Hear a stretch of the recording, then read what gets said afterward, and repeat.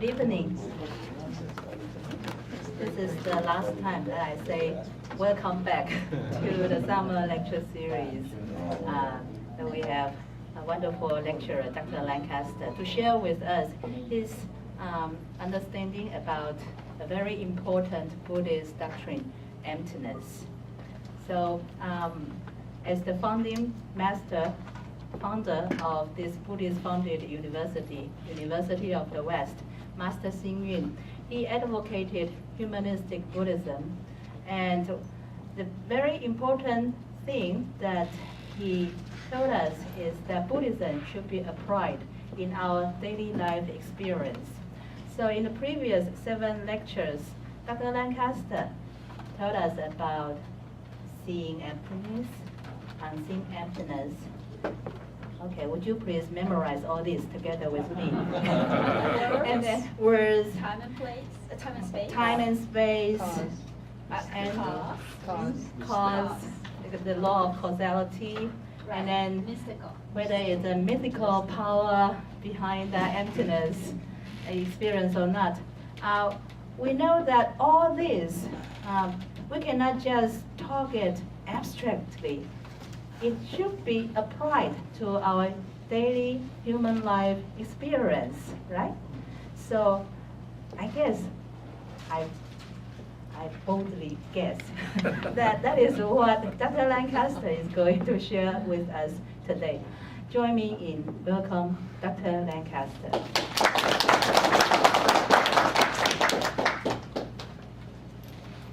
She usually gets it right.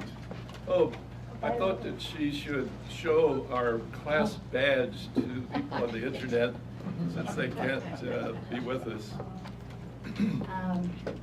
For those online students, since you cannot be here to have this physical, materialistic button, it's printed with a very important keyword, okay, other than emptiness. In this lecture series, I guess this is a very important word for each one of us, online or on-site students, to learn is bhavanga.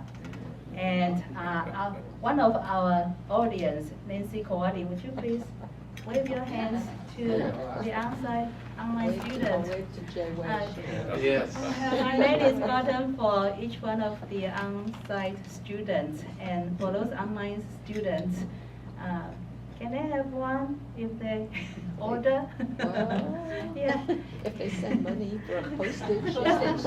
Anyway, we share our appreciation of Nancy Kowadi in making this wonderful button for us.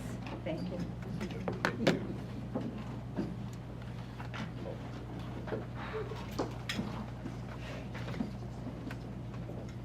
Well, a little housekeeping. We want to thank Wayne so much for last night's dinner for the class. Those of you who could attend, I mean, as she said, the food wasn't very good. We didn't have too much of it. And we all went home unable hardly to walk. Delicious meal, but we appreciate that generosity.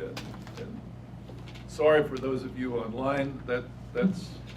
That's dissatisfaction, you see. We can describe the food to you, but the concept just won't work when you're hungry, and I'm sorry. But it was wonderful. Thank you so much. Also, join me in congratulating Ijong, who finished his PhD this morning.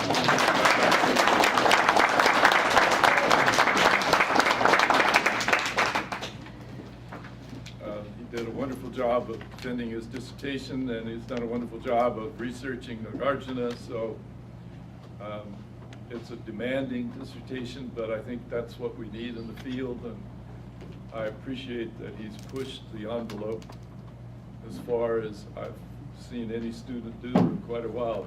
Thank you very much for that good work. All right, this is our last time. You thought it would never end, but endlessness doesn't have to be this class. We've come to the end. I'm going to play around a little bit, as I told you today. not so significant, but just to kind of remind us of what would it be like if we really began to think about emptiness as we live our everyday life. Because we can get very intellectual and we can deal with all the issues, but when it comes down to the application of something to what happens to me in the morning and tomorrow and the day after, that is sometimes something we have a little trouble with, or at least I do. Some of what you may see might not give you much joy tonight. It was challenging to me when I started putting it together because I realized that I'm exposing a lot of my weaknesses to you in the slides, and I'm going to make a voluntary vow that I will try to do better. This sign has always really amused me. Please excuse our emptiness while we remodel and restock. In other words, every time there's emptiness in life, what we first think about is we have to fill it, right? There can be no vacuum, so we've got to restock. We've got to do something because we can't just leave emptiness. So how do we live with emptiness?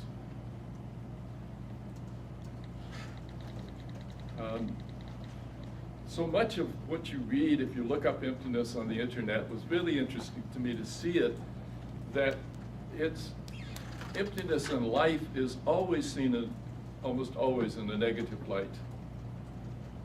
Life is empty. I'm depressed. Life has no meaning. There's nothing for me. And you read all of these Google entries, one after another, about the emptiness of life and how to fill it. And it's that thing of we've got to constantly fill this empty void. But I like what D.T. Suzuki has said about it, that we might think of it as sheer nothingness, but it's a reservoir of infinite possibilities. That to me is the really glorious part of emptiness, is that the possibilities that are presented to you are so incredible when you can have a moment of emptiness, or you can have an experience of it, or you can actually create some.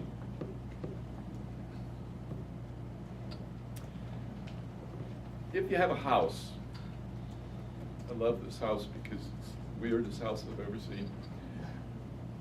We think that a house, the important part of a house is the walls, right? And as I told you a little bit ago, some years ago I built a house. I don't know how I had the courage to do that, but I did it. And once you do it, you know you'll never do it again or ever want to do it again. And there was a moment where they just had the platform for the house. And it was marvelous. I had this fantastic view.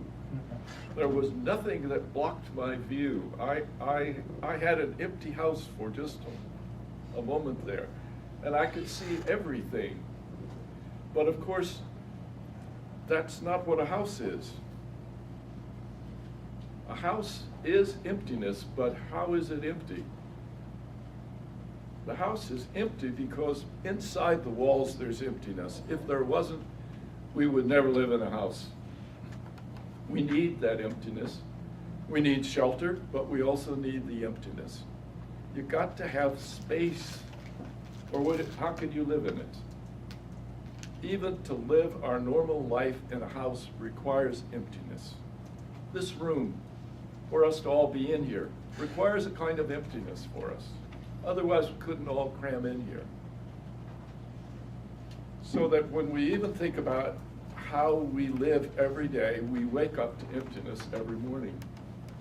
Our bedroom is basically an empty shell in which we have put things and put ourselves.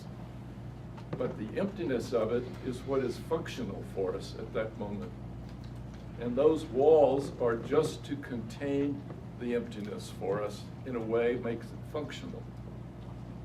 So while I loved it when I could stand on the platform of my house, the first winter I lived there when the rain was pouring down and the wind was howling, and I thought, as nice as the platform was, I'm really glad to have the walls and the roof and the windows, because I also need that. And I created another kind of emptiness, or the builders did. And that other kind of emptiness was a kind of contained emptiness that I can live in and that I can thrive in to some degree. This is my vision of what I wish I could live with. That is an absolutely pristine, pure garage, right? Everything clean, the whole thing painted a beautiful color. I have to say that the only place where I have come anywhere close to this is in parking lots in Korean universities. The parking lots in Korean universities are painted from ceiling to floor and waxed. You drive into a parking lot garage and it's clean. It's not only clean, it's pristine. Gives you a whole different feeling. So I look, and this is my nirvana. Nirvana is this beautifully clean emptiness of any clutter, right? That's what we wish. So I have a house. It's got a lot of emptiness. So I go to the mall. I've got to restock. I go to the mall because I want to put things in it. I don't want to leave it empty. I want all kinds of things to put inside these new walls. And even for my perfectly clean garage, I want something to put in there. I just can't stop myself. So I go to a mall and it's beautiful. It's music is playing. Everything is shiny and new. It's like life starts all over again every time I go shopping.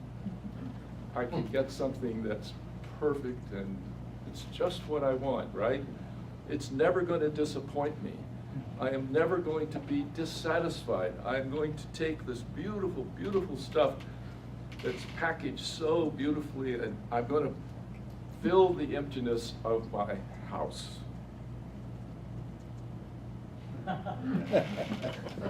And then sets in the dissatisfaction. What happens to all that stuff? How in the world can I understand the emptiness of whatever it is that I think is pristine and pure? This is much more closer to my garage than the other. I'm ashamed to tell you this. But what is it that we have done? We take the emptiness and we fill it with things, and we're dissatisfied with that. We really don't like it. And we don't know why we do it. We don't know why all that seems important enough not to discard. I was thinking about it last night. Well, how would you work the world if you didn't want this to happen to you? Because it's going to happen to you. Everything you buy is going to get old, and you got to put it somewhere, and you've gotten something new, and you don't know what to do with what the old, and you just put it in the garage. I thought, suppose everything we bought had a built-in chip which said one morning, "I'm finished. Please take me back to the store." And I could go back and say, here it is back. I used it, it's gone. It doesn't work anymore. You get it back. You put it in your garage. How would that be?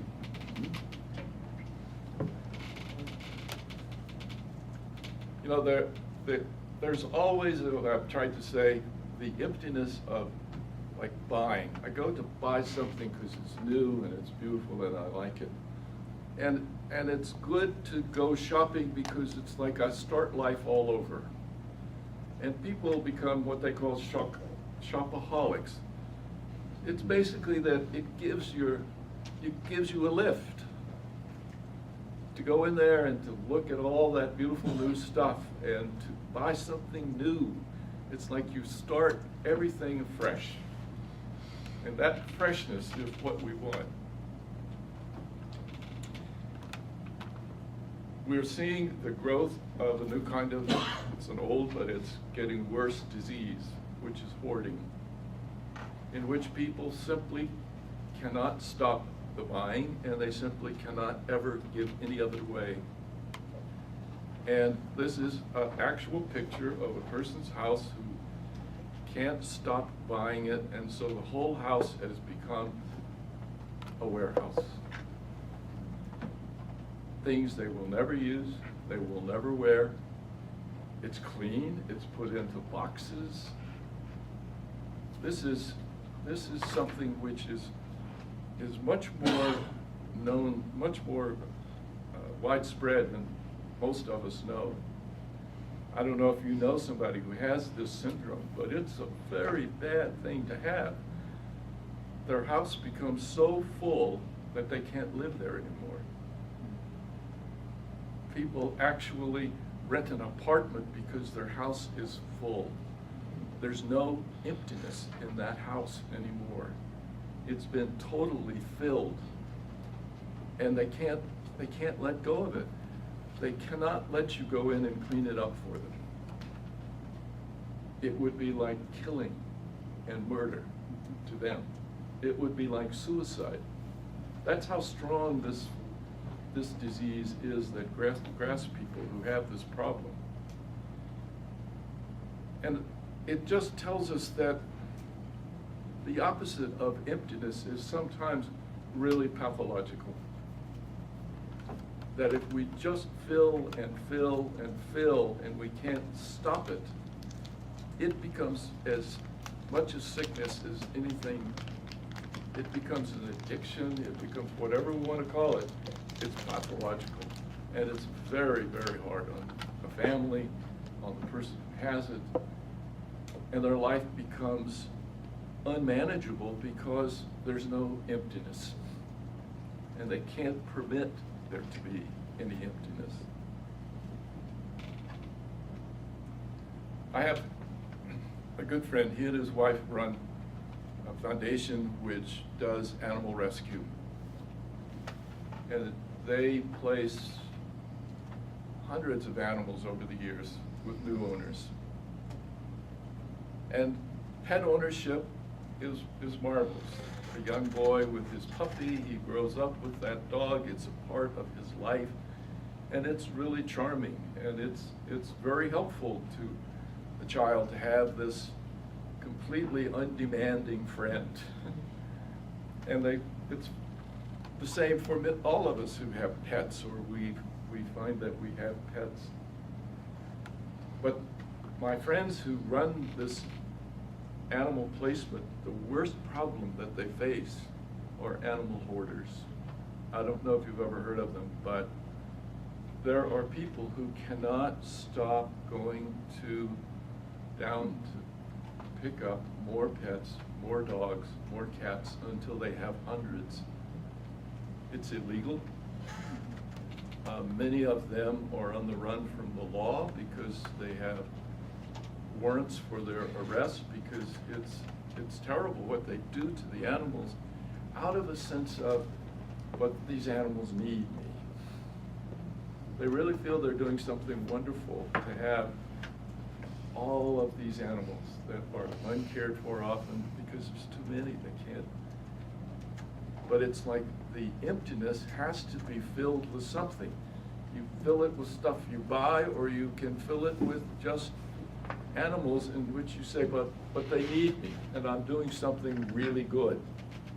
So that the emptiness of even doing something good and having a pet, which at one level and one part of the pole is good, has this other side to it. that too can be as empty as anything else. You have to always be aware of when do I cross the line from doing something which is positive to something that becomes negative. And can I stop myself if I do that? And for some people, no, the answer is. I like to say about my study that it's creative clutter. That's my attempt to deal with it. But you know what I realize is what I want and what I love is to open up a new notebook. I love notebooks, but I love them when they're new, when they're empty, because when I open up that empty notebook in all of that clutter, it's like at least here's an empty page. And in all of the clutter, that new notebook is at least my one little bit of emptiness that has the potential for all of my ideas or whatever I want to do with it. And so at one level, of course, it's crazy to do that. I realize that because I should be able to live with a cleaner garage and with a cleaner study. And as Nanda Gurugay said before he gets up, when he takes a vow every morning, I will voluntarily today vow to do whatever he's going to do that day. I will voluntarily vow today. I am going home and start doing that. I will voluntarily vow today I'm going to clean up the garage. My wife will be absolutely delighted. We are always constantly dealing with the reality and the emptiness of something. What is a car? Well, I rent cars when I come down here because I have one on here on campus. And if you've seen me drive around, you know which one I have. It's not the Bentley.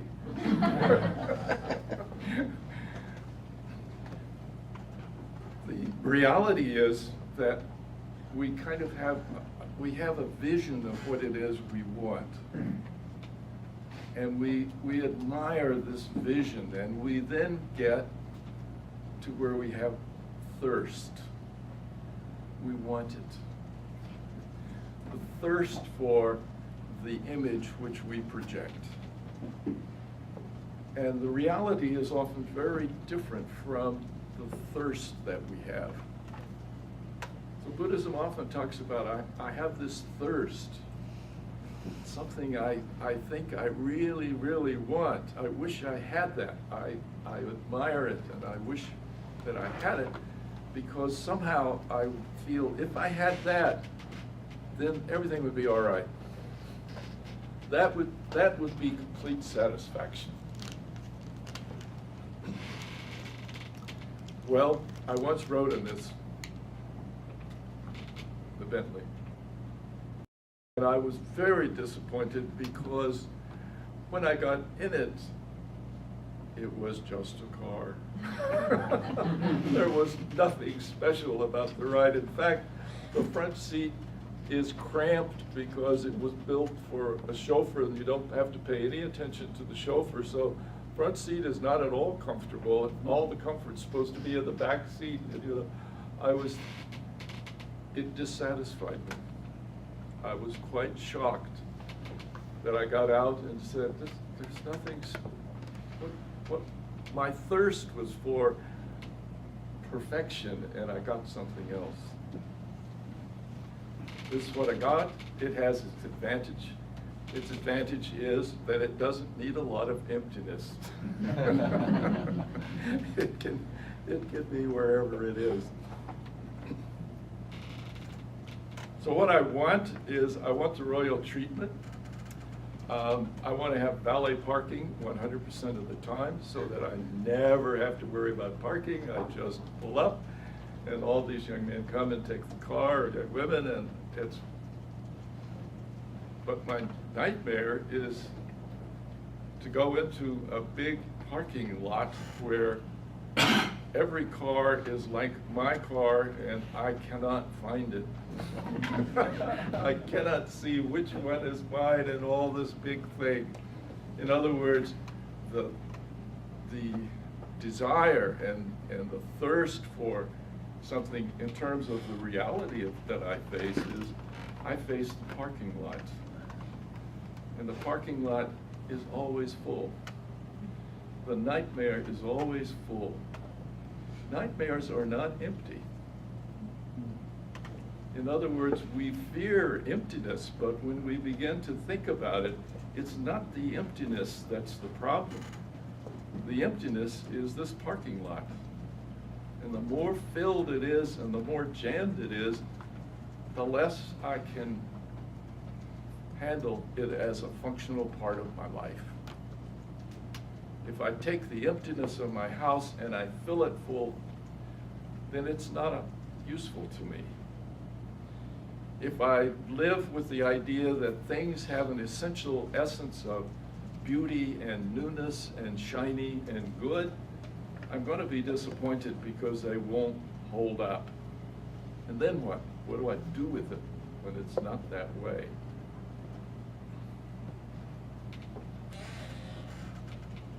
If you want to sell a car, and I know this from experience, because I live at a place where I live on Highway 1, which goes up from the Golden Gate Bridge. It's a beautiful location. And periodically there's a traffic jam because they are filming another commercial on the road to sell a car. Because if you want to sell a car, you sell emptiness. You show the car on an empty road in a beautiful place where there's no traffic and the car is zipping along. You watch your television ads for cars, you'll see that's exactly what they're selling you. They are selling you emptiness. They don't try to sell you a car on the basis of what it's like on the LA freeway with that car. You don't see them saying, this is your new car as it's going to look in that parking lot on I-10. It's not what it's going to be like. I show you this other picture, and I want to say to the people at 910, they took me for a ride in Australia on this road that I show on the sea there. Gorgeous, driving down the coastline of Australia south of Sydney. Beautiful. That would sell anybody on a car. If I think, oh, if I buy this car, I'm going to be out there in the emptiness of the road, driving by the sea with no people, emptiness, emptiness. We sell it all the time because it's so valuable. We love it, really. Instead of fearing it, as I see in the Google search, I see all this fear of emptiness. And then when I began to think about it, I think, but we try to sell it all the time. It's a great thing to sell.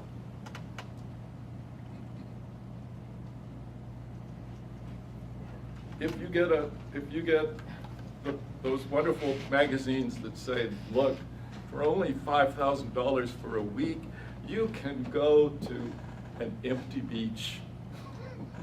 That's what they always show you. The palm tree, the sea, the sand.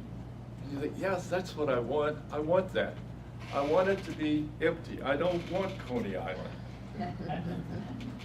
I don't want, if they put the Coney Island there and said, look, you know, if you'll just pay us this money, we'll take you to this beach with all these thousands of people. How many of us would go? We want the emptiness. Why is it so beautiful? Why is it that emptiness has such appeal to us? And I think that it's part of what we were talking about in the vacuum. In order to have that kind of environment that we wish, we want to pull out all the stuff that's in there and free it and not have all the hindrances, the mental hindrances, or all the troubles of the packed environment. We want to pull it all out. We want the empty beach. We want the empty roadway. We want the empty parking lot. we see and feel that with that emptiness, our potential is so much greater.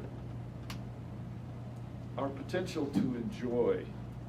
We can go wherever we want on that beach and nobody's going to stop us because there's nobody there to stop us. On the road, we can go this lane, that lane, fast, slow. Nobody's going to mind. Emptiness is what we search for because it has such value to us in many ways. So, some people can talk about quiet and restful, and other people can see the exact same thing as silent and empty. I spent quite a bit of time in Hong Kong, and I was talking to a friend in Hong Kong. Her husband went to Stanford, and I said, have you ever thought about coming and living back in his old school area in the Bay Area? She said, absolutely not. I would never do that. And I said, well, why? She said, a residential area in the USA is like a cemetery. It's empty of people, and there are a few dogs walking around, and that's all you see. You don't see anybody. There's no life there. She said, it's so eerie to me, I can't hardly stand it. I look down the street and it's empty. And we said, but that's what we want. But it's how it is in the sense, I'm just saying that even though I've described to you the wonder of emptiness, I want you to know that the emptiness that I've described is also empty. For somebody else, that emptiness is seen in a negative light. They don't see it as quiet. They see it as a deadly silence. And she said, who wants to go eat at a restaurant where there's nobody else in the restaurant? Or where it's so quiet that you could hear your heartbeat? It's only good to eat when it's joyful and there's clutter and noise and people are enjoying themselves. And for somebody who's lived in Hong Kong all her life, the very thought of leaving all that behind for the emptiness and the silence it's not quiet and restful to her. She has another projection on it, and her projection is her own, just as my projection of quiet and restful is from me. It's empty in one sense. We are projecting how we look at exactly the same thing all the time. So that we can't just assume, as we often do, oh, I like the quiet and restful. That's wonderful. Everybody should like the quiet and restful. Well, I told you about, I live in a beautiful place, and I live by the sea, and I have this nice empty road sometimes. But an ex-student of mine brought a Korean professor to visit my house once, and he came along the windy road, and it's quite a distance. And on the way back, his impression was, he said, Lancaster must have many enemies that he hides out.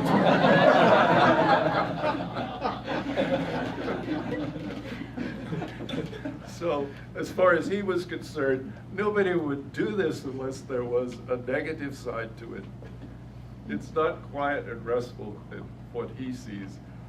It's a kind of silent and empty escape from something. So, emptiness is empty.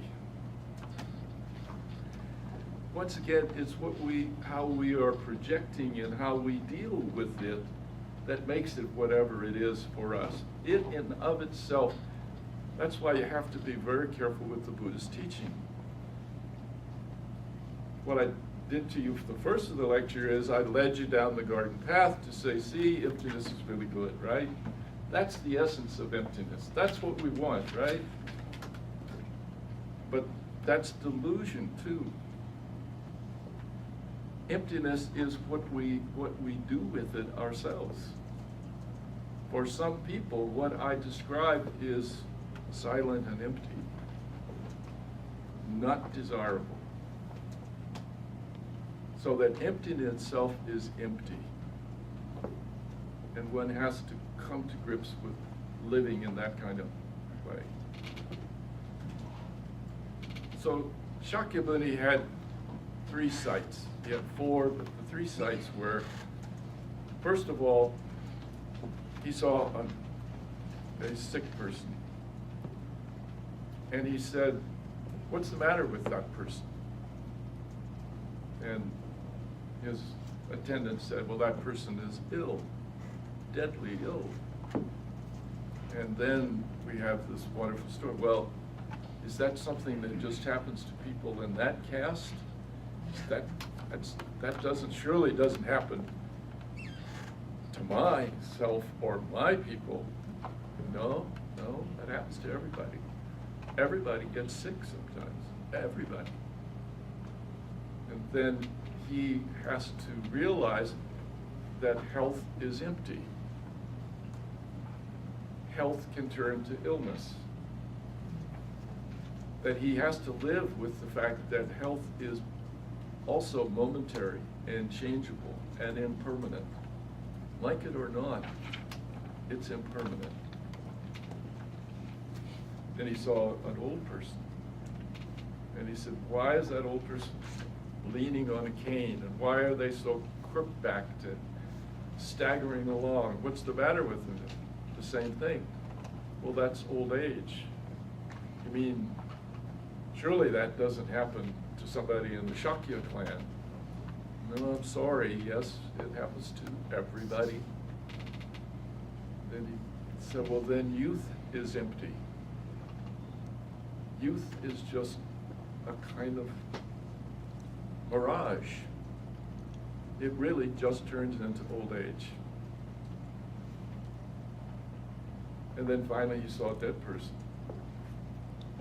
What is that person so pale and so still? Well, the person's dead. And it was like, "You mean that happens to some people?" "No, it happens to everybody." "Well, then birth is no big deal. Birth, the end of birth is death.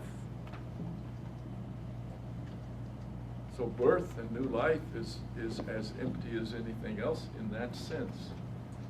These were the moments of where he had to come to grips with the reality of these 3 things. But the Buddhist texts go on to tell us something interesting. They say, these are the 3 great messengers. These will give you your greatest gift. There is no greater message that you will ever get than these 3 messengers. Why is it that these 3 messengers are so important to us?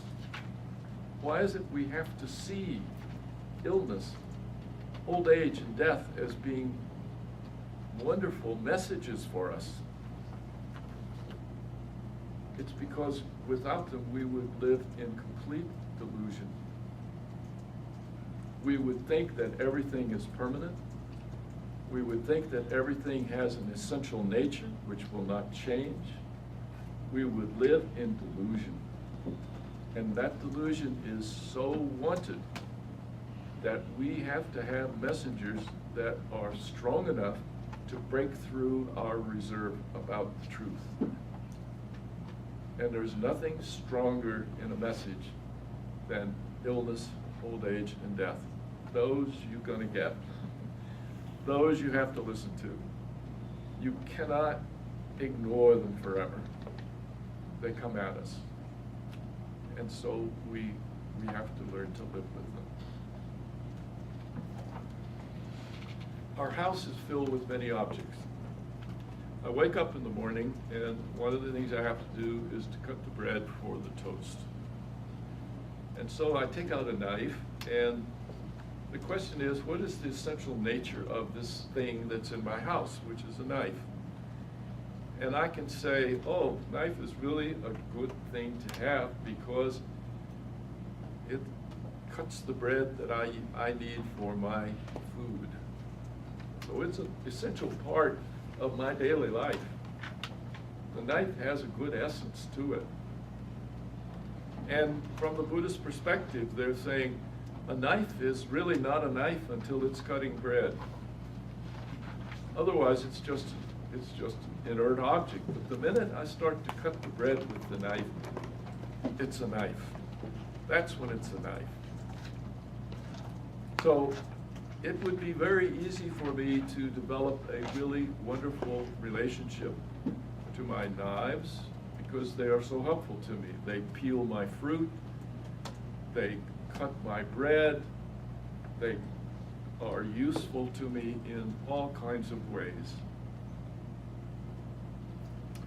But the knife has another whole life. It has another whole meaning. It's empty of that essence of, oh, it cuts my bread, it's good. It can be used for the exact opposite in a way. It can be used for death. It can be used for injury. And yet I also still need it in my kitchen. The knife has no essential essence. The use I make of it and that constantly shifting use that I make of it is what gives it its functionality for that moment. But if I think that it's either all good or all bad, if I say I'm not going to have a single knife in my house, it would make life pretty hard.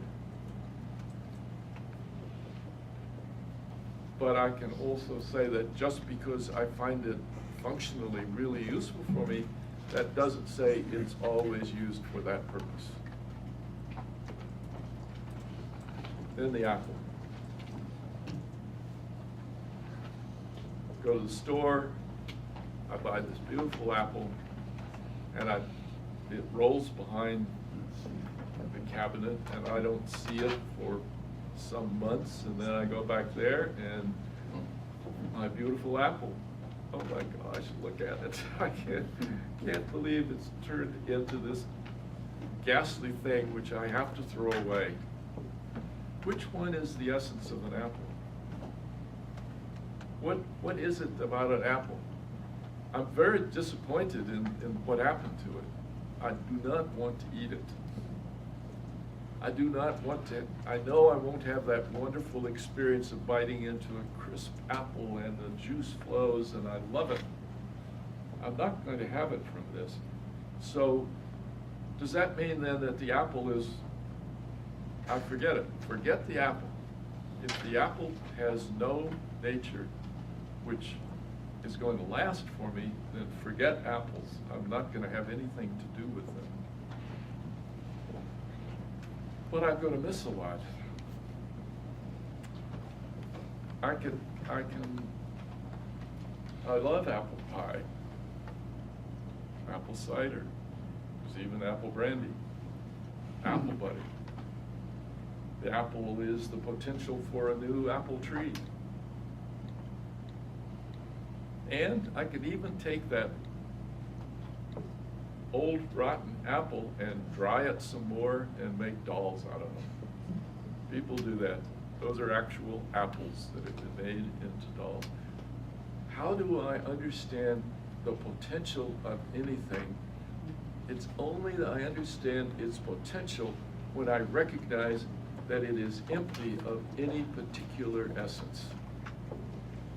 That's when the potentials are given to me, whatever those potentials are. If I believe that an apple is only for my eating, that's why I buy it, and that's what I wanted, I have lost the potentials that are much wider than that. If I think that's the essence of what an apple is, then of course, when it's rotten, it has no value to me whatever. How do I give myself this freedom to have potential to go in 100 different directions? I tell you, in academics, this is a big issue. We have an apple problem, and it's not the computer. The biggest problem I began to see in our academic world is that we have too often made a decision about what the problems are that we're going to work with. And we define that as the essence of our scholarship. And the minute we do that, and the minute we say this is what a good scholar does, a good scholar looks at it in this particular way. And I hope he won't mind if I use him as an example. Dr.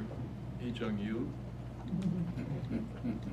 The reason that I admire his dissertation so much is that he took Nagarjuna and he was not content to say the study of Nagarjuna has been determined already by the scholarly world as the following problems. And this is what everybody who studies Nagarjuna should study. Let me tell you, that is a fierce demand which we often put on researchers. We have already defined what you're supposed to say, what you're supposed to explore. This is what we see in this problem, and that's what we want to hear from you. When Hee-Jung came along, he stunned me in a way by saying, I'm going to do this differently than anybody has ever done it. Scared me to death. How could he ever overcome the fact that if he does it so differently, that he's ever going to be able to get through the mechanisms of a doctorate where Nagarjuna's studies are so defined already? And if he's not part of that defined level, how can he get it? Who's going to understand it? Who's going to say, this is okay? It is a brave thing to do. He did it, and he has brought to the fore another whole way of looking at Nagarjuna that, to my knowledge, nobody else has ever done. We ought to give him a hand.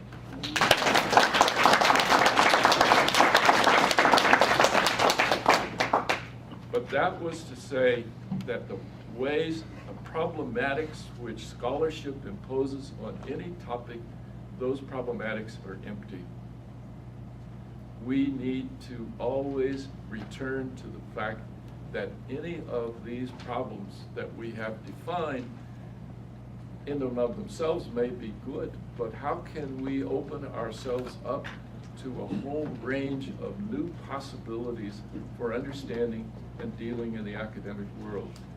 There has to be the creation of an empty space that says, I'm going to clear all this away and I'm going to look at this from a whole different direction. And it's hard, it's dangerous, you may not succeed, the potentials can be overwhelming. But this is where I think in our world of scholarship, we also need to be able to use emptiness so that we can have the potential for new problems, for new ways of looking. And if we don't,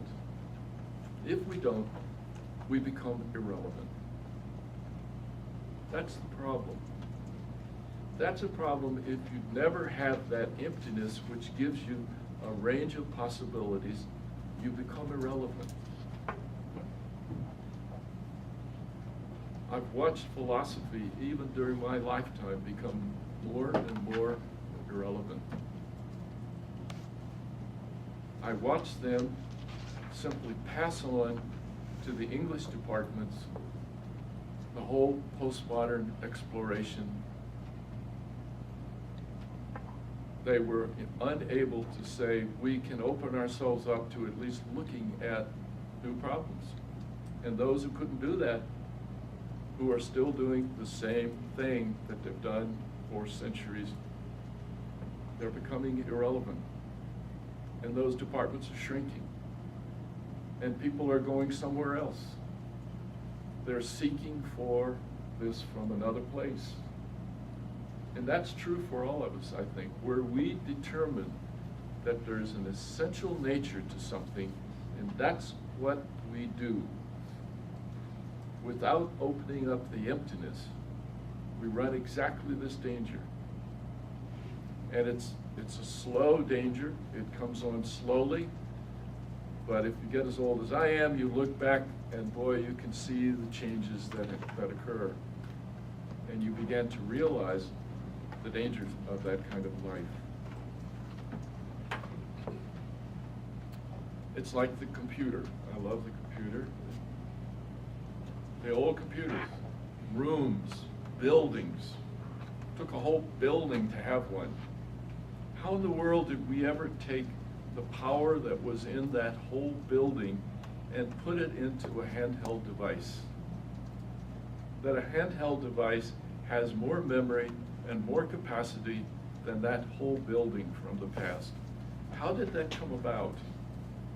Who was it who could think how to break away from a fixed solution of making a bigger and bigger building and a bigger and bigger machine to something which took it entirely the other direction, to smaller and smaller and more powerful and more powerful? Just the move from saying that computerization had to be a kind of physical thing with lots of plugs and many lights that were working, to move from that to the silicon chip. Who had the courage to say, let's don't store data in a mechanical way, because it's too big. If your memory is in some form of mechanical array of cogs and wheels, then you're going to have to build a building that's bigger than any building we've ever seen. And you still won't have that much, because you're going down one direction. That direction is empty. So let's think of another way. Let's move electrons around. And that's an amazing jump. Let's just move electrons. Let's put our memory into an electron system. Now, they're beginning to say, but if you get stuck at using the electron, you're also going to run the same risk. So how about if we begin to store memory in DNA? And we use DNA as our memory. Suppose we use quantum computers. We have to always be open to empty ourselves out and say, how else could we do this? None of the ways in which we do it are as wonderful as the handheld device is. It's just somewhere along the spectrum. And if we become fixed on it and we give it the essence of this is as far as we can go. I think you've heard me tell about my first computer. I bought it very early. It was very expensive. I had to take a loan on my house to buy it, because this is way back when the first ones came out, and they cost $12,000. And I told my wife, this will last me my whole lifetime.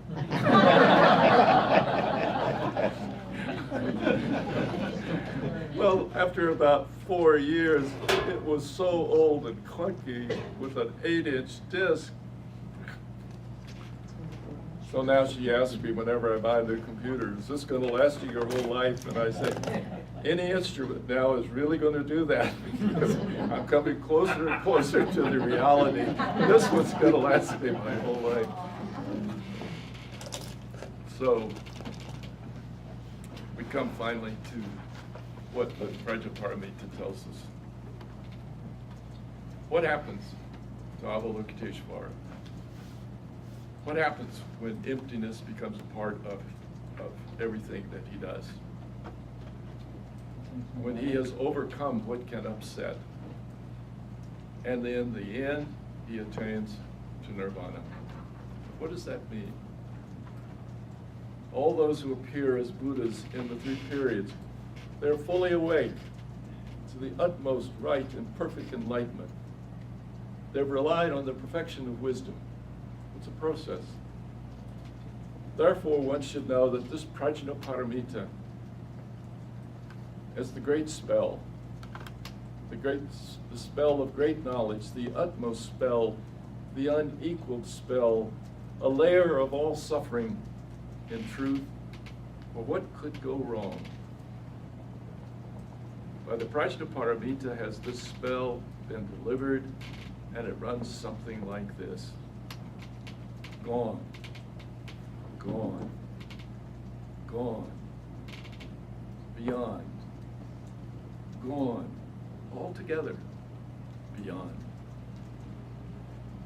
And then there's this glorious final statement of the Prajnaparamita in terms of emptiness. Oh, what an awakening. All hail. In other words, this doctrine of emptiness is not clinging to something like emptiness. It's never being able to find something which has an unchanging essence.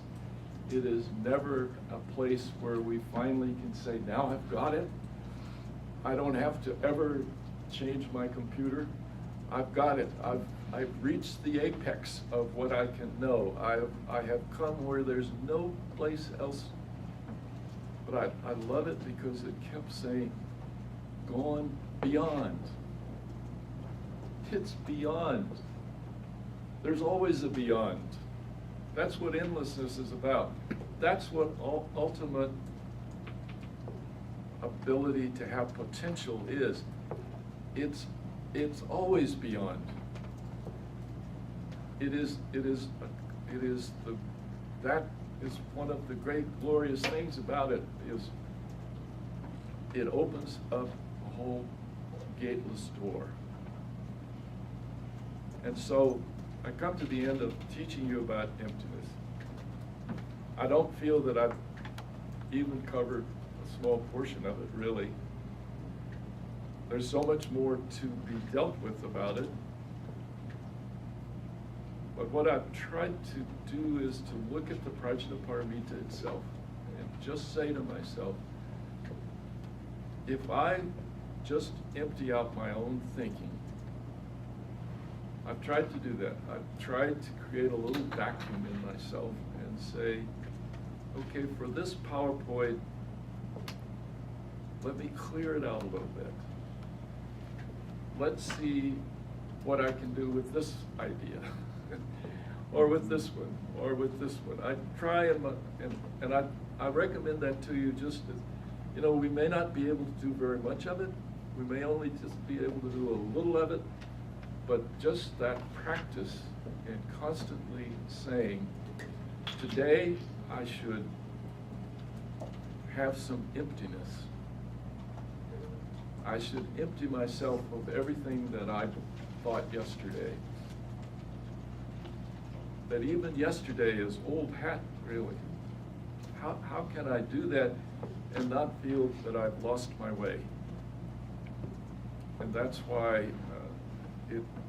when you read that last part of the Prajnaparamita, it's like movement in a way. Gone. It's gone. Gone. And that ability to have it gone out of my mind sometimes, in both senses of that. There are many times when I'm convinced that I'm really crazy, but I'm out of my mind, but yet out of my mind also has a very positive thing too. Out of my mind is it's gone. Now I'm free for new potentials.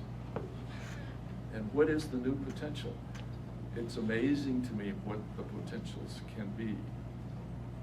So that's the course on emptiness.